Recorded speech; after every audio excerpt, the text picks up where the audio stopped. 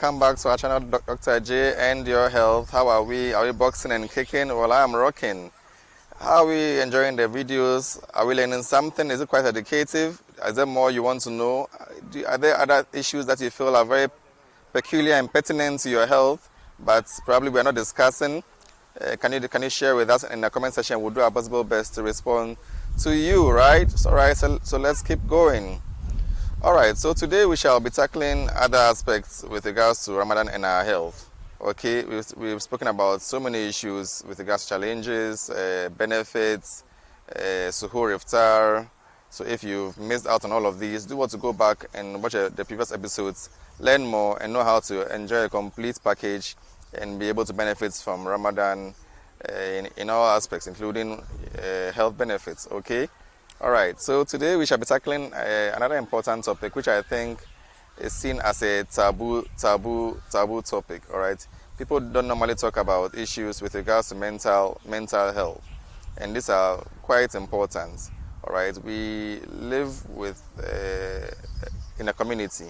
All right, and we are all different. We all expect people to be the same as we are. We all expect that people behave the way we expect them to behave. All right, you feel that you define what is normal and what is natural, and someone's weird behavior, if I should put it to you, is unnatural. The person also may see yours to also be weird. All right.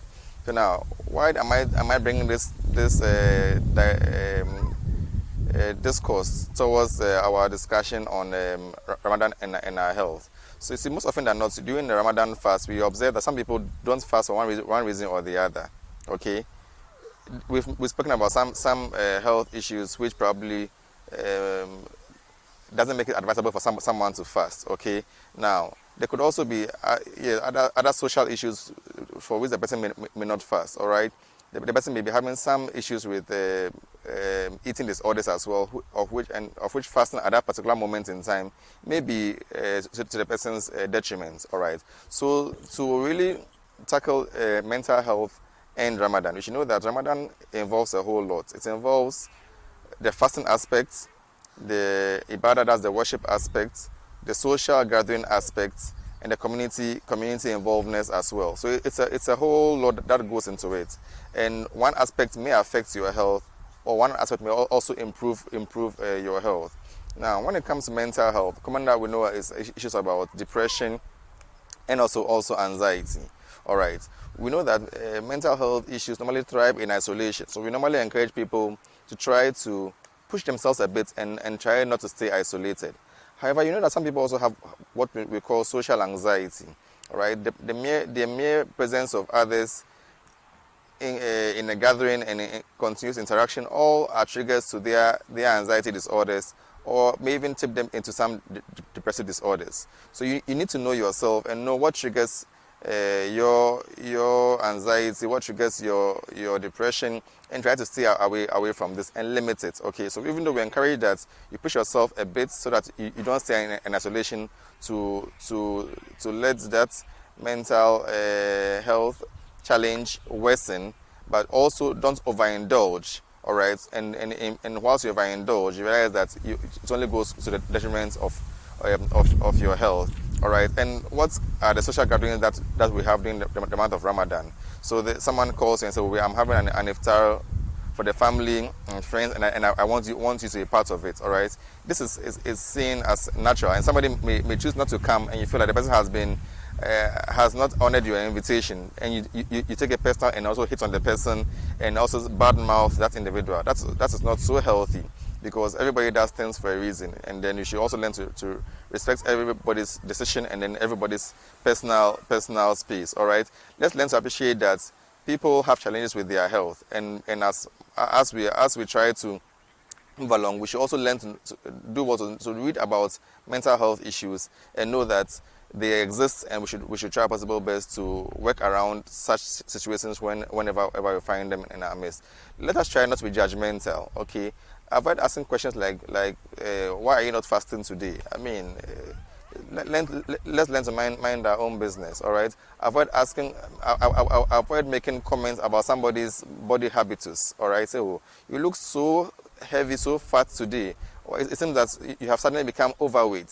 It seems that you look so obese. Why have you lost so much weight like that? You look so skinny, so skinny. Why? What's the problem? All right, this is very, very important, and it's good that we are able to do, because some people actually have eating disorders. All right, and some of these comments could trigger the person to go back into a state which is not so good for the person's health. All right, we have the anorexia nervosa and then the bulimia, all right, where people starve themselves just because they want to probably maintain a particular figure.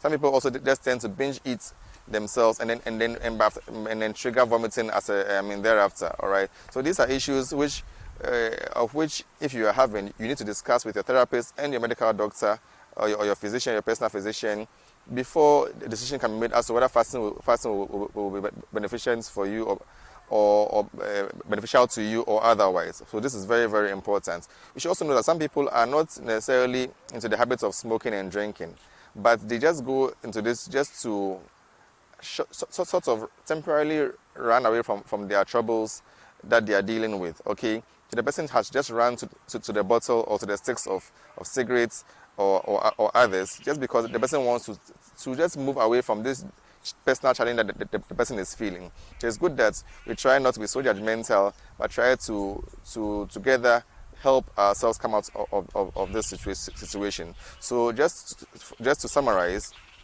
we have mental health issues in and around us. Some of us are living with them, some of us are relapsing and all of that. Some of us may also find out that fasting may be beneficial to our mental health, and conversely also it could also be a detrimental factor towards our mental well-being. So it's very important that we know all of these things and try not to be judgmental about what we see around us. Know that some people cannot stand social gatherings, and do well to respect their privacy and their personal space, and try to support each other moving forward. So until we come your way again with another interesting episode of Dr. J and Your Health, I hope that you subscribe, you share, make us know what you want us to discuss, and we shall do our possible best to deliver. Make health your priority and stay safe. Bye-bye.